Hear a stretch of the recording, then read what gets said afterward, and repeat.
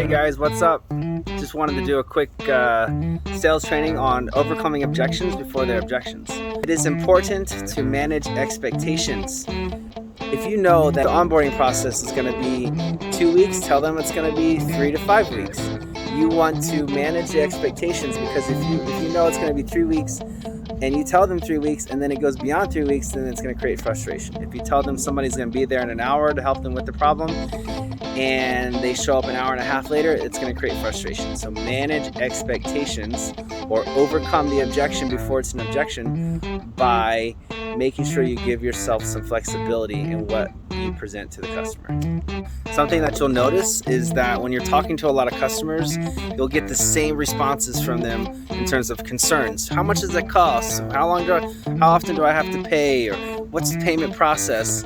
Or is there a contract? Different types. And the number one way to overcome those objections before they come up is to bring them up. A lot of times they'll bring up these objections when you're trying to close them. Kind of slows that closing process down, and can oftentimes kill the deal altogether.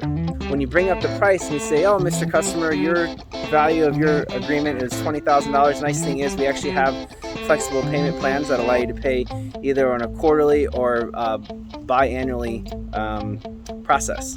So that way you can overcome it. They don't bring it up as you're trying to close them.